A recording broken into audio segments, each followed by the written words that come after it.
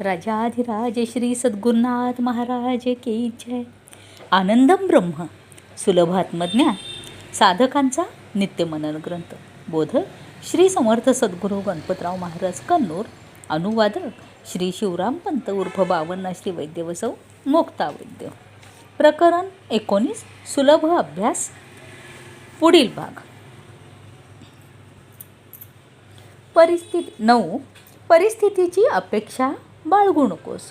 मनुष्य आपल्याला अपार संपत्ती मिळाल्यावरची परिस्थिती, पत्नी, मुलं, आप्त मित्र यांनी अत्यंत प्रेम केल्यावरची परिस्थिती, आपल्याला विशेष मान सन्मान मिळालेली परिस्थिती इत्यादी अनेक परिस्थितीची कल्पना करीत त्या प्राप्त झाल्या की आपण सुखी झालो असे समजतो.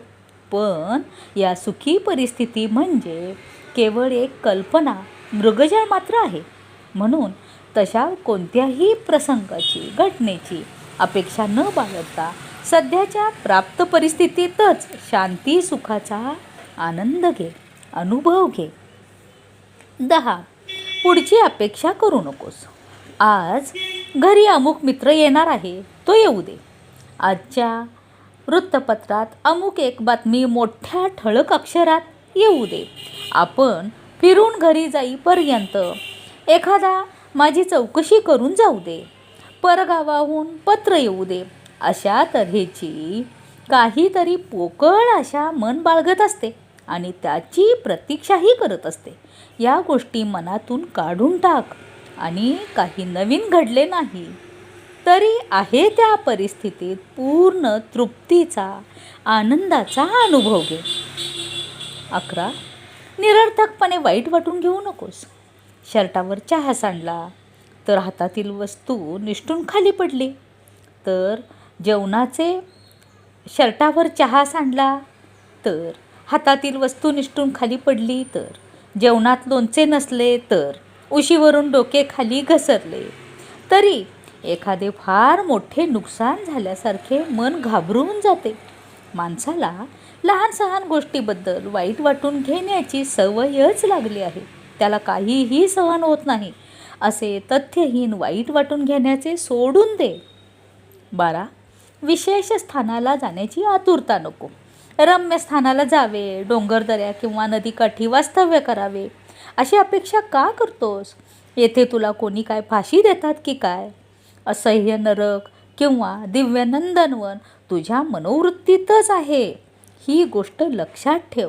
आता आहे त्या जागेतच परमानंदाचा अनुभव घे. विनाकारण दोलायमान होऊ नकोस. 12. स्थल विशेषत्वाचा परिणाम करून घेऊ नको. शेतामध्ये, एका झाडाखाली, एकांतात, एका खोलीमध्ये, आपल्या घरात, प्रवासामध्ये, प्रतीक्षालयात किंवा मुंबईसारख्या शहरात तुला कसलाही वेगळेपणा वाटू नये.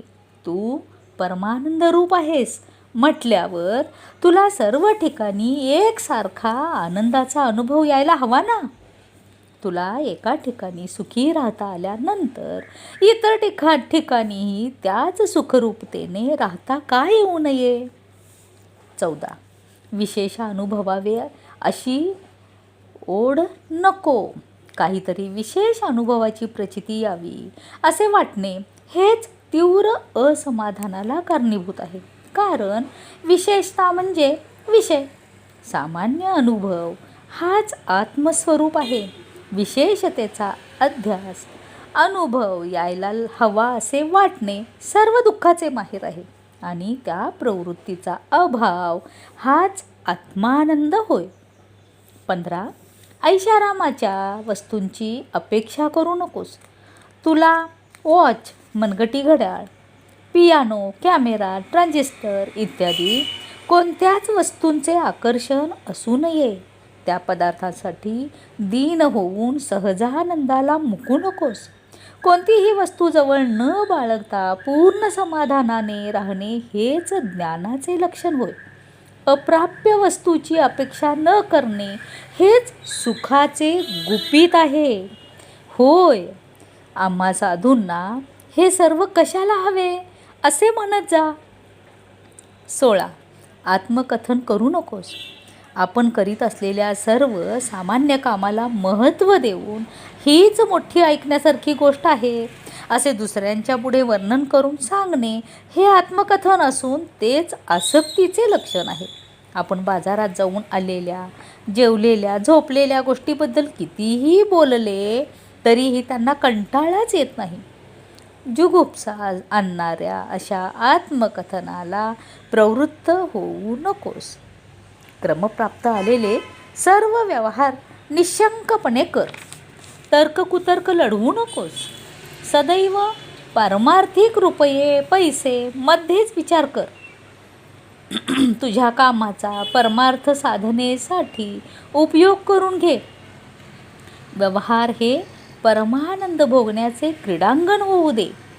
18 हे एक काम संपवून मग बसूया, पुढचे कामही करून टाकूया असे घाईघाईने करणे योग्य नाही.